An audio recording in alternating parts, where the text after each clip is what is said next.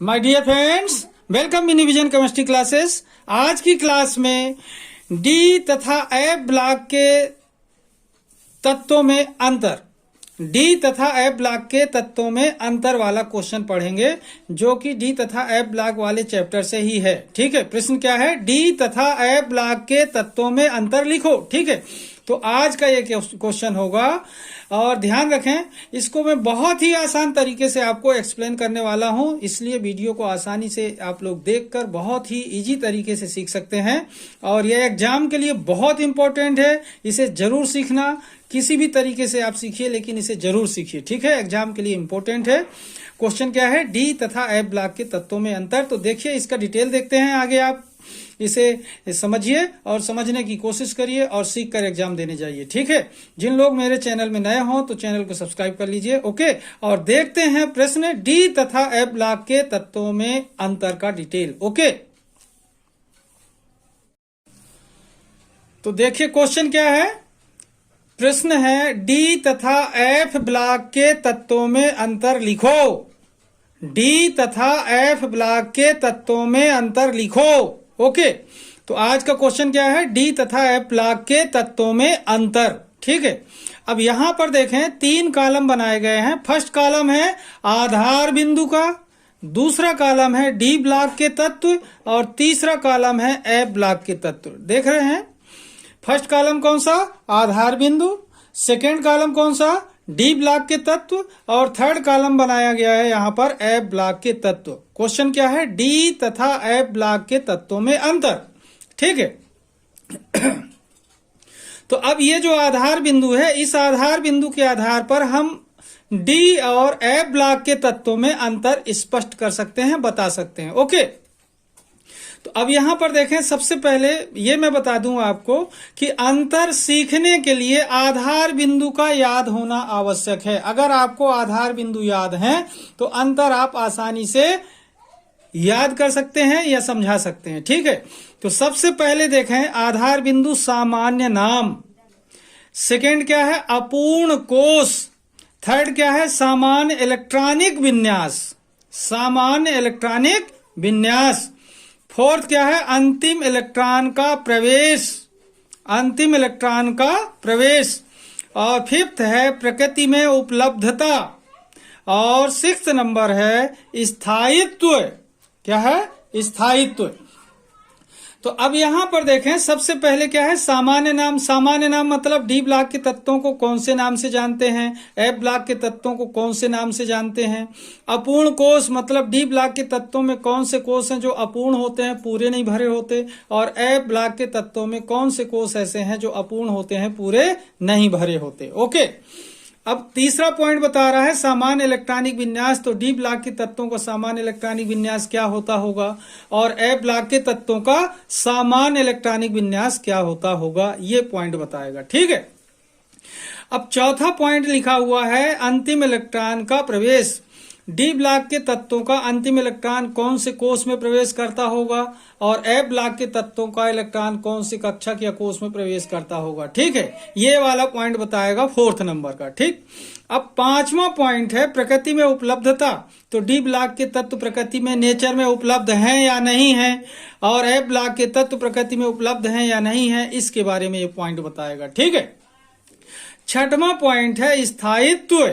स्थायित्व मतलब ये कि डी ब्लॉक के तत्व स्थायी होते हैं या एफ ब्लॉक के तत्व स्थायी होते हैं, इसकी जानकारी देगा ये पॉइंट। ठीक है, तो 6 पॉइंट है। तो ये 6 के 6 पॉइंट अगर अपन याद कर लें, आसानी से सीख लें, तो अंतर बताना आसान हो जाएगा। तो क्या क्या पॉइंट है?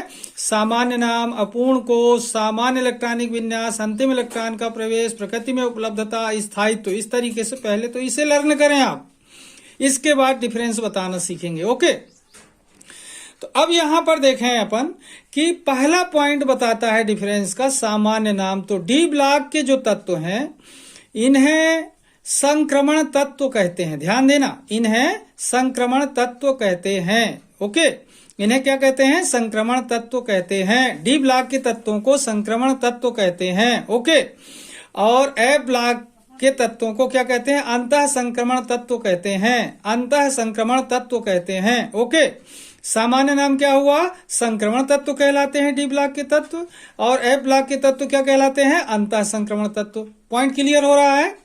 ओके, अब सेकेंड पॉइंट देखते हैं कि अपूर्ण कोष। सेकेंड पॉइंट क्या कहता है? अपूर्ण कोष। तो इसके बारे में देखिए, इनके n तथा n-1 कोष अपूर्ण होते हैं। इनके n तथा n-1 कोष अपूर्ण होते हैं। और एफ ब्लॉक के तत्वों के देखें, इनके n-1 तथा n-2 कोष अपूर्ण होते हैं। 3 कोष ऐसे हैं जो अपूर्ण रहते हैं। n-1 तथा n-2 कोष अपूर्ण होते हैं, इनकम्प्लीट रहते हैं।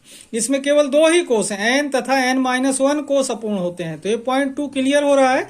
इनके n तथा n-1 कोष क्या होते हैं? अपूर्ण होते हैं। और इनके n तथा n-2 कोष अपूर्ण होते हैं। ओके, तो इस तरीके से सामान्य नाम और अपूर्ण कोष के 2 पॉइंट ओके हो गए।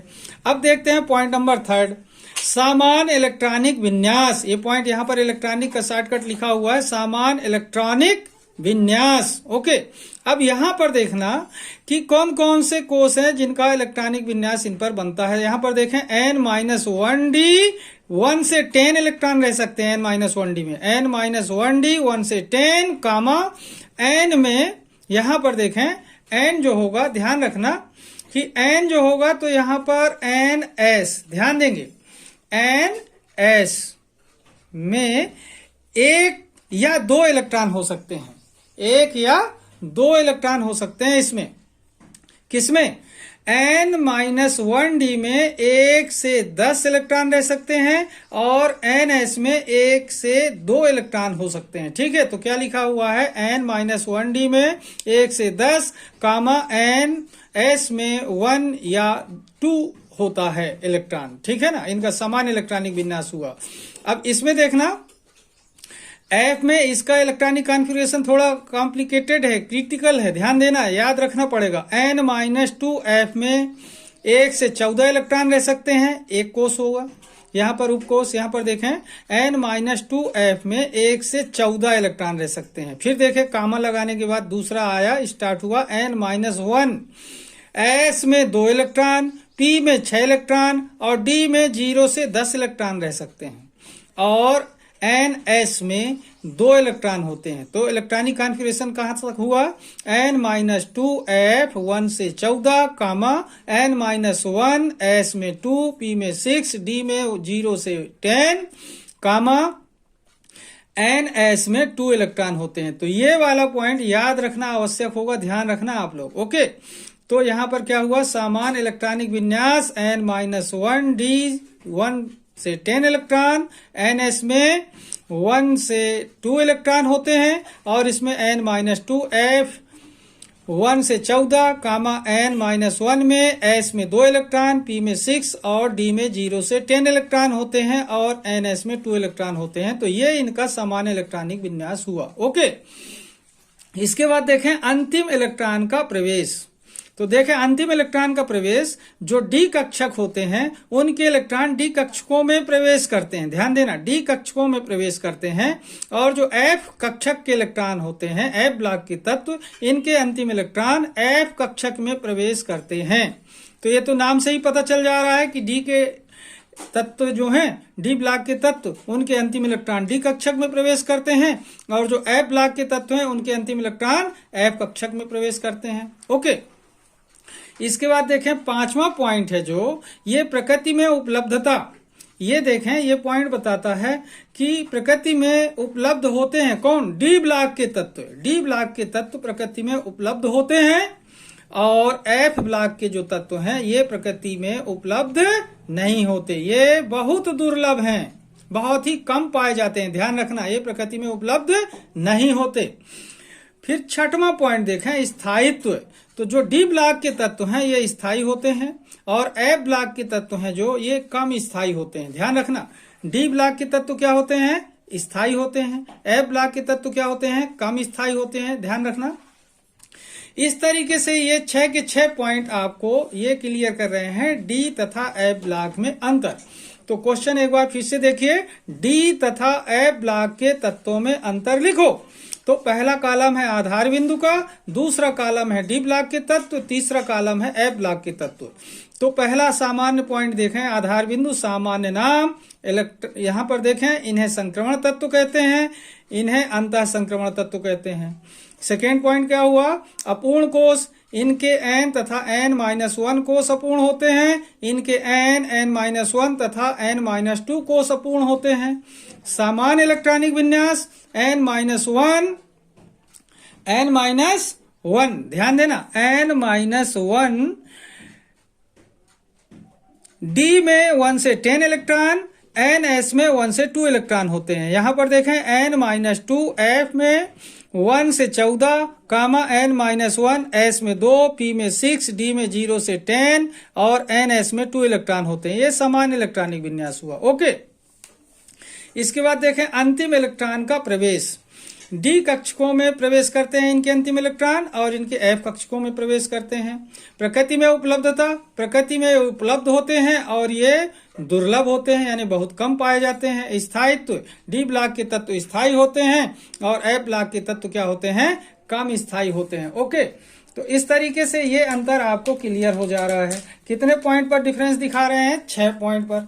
कितने पॉइंट पर डिफरेंस है भैया, 6 पॉइंट पर डिफरेंस दिखाया गया है। ठीक है, तो ध्यान रखेंगे आप लोग, बहुत इंपॉर्टेंट है एग्जाम के लिए, एग्जाम के लिए अत्यंत इंपॉर्टेंट है। ध्यान रखना, यहाँ पर 1 लिखा हुआ है, कंफ्यूज ना हो आप, n-1d, 1 से 10। ओके, इस तरीके से ये 6 के 6 पॉइंट बहुत इंपॉर्टेंट है। इससे ऑब्जेक्टिव पॉइंट भी बन सकता है कि डी ब्लॉक के तत्वों को किस नाम से जाना जाता है, या एफ ब्लॉक के तत्वों को किस नाम से जाना जाता है, या डी ब्लॉक के तत्वों के कौन से कोष अपूर्ण होते हैं, या फिर एफ ब्लॉक के तत्वों के कौन से कोष अपूर्ण होते हैं। या फिर तीसरे पॉइंट के आधार पर क्वेश्चन बन सकता है ऑब्जेक्टिव टाइप का कि डी ब्लॉक के तत्वों का सामान्य इलेक्ट्रॉनिक विन्यास क्या होता है, या एफ ब्लॉक के तत्वों का सामान्य इलेक्ट्रॉनिक विन्यास क्या होता है। या फिर चौथे पॉइंट के आधार पर ऑब्जेक्टिव क्वेश्चन बन सकता है कि डी ब्लॉक के तत्वों के अंतिम इलेक्ट्रॉन कौन से कक्षा में प्रवेश करते हैं और एफ ब्लॉक के तत्व के अंतिम इलेक्ट्रॉन कौन से कक्षकों में प्रवेश करते हैं। प्रकृति में कौन से तत्व उपलब्ध हैं और कौन से नहीं हैं। डी तथा एफ ब्लॉक के तत्वों में कौन ज्यादा स्थायी हैं और कौन कम स्थायी हैं। ओके, इस तरीके से ये पॉइंट बहुत इंपॉर्टेंट हैं। क्वेश्चन भी एग्जाम के लिए बहुत इंपॉर्टेंट है, जरूर सीखिए, बहुत ज्यादा उपयोगी है आप लोग के लिए। ठीक है, तो आज की क्लास को मैं यहीं पर समाप्त करूंगा। जिन लोग मेरे चैनल में नए हो तो चैनल को जरूर सब्सक्राइब कर लीजिए। तब तक के लिए धन्यवाद। जय हिंद, जय भारत।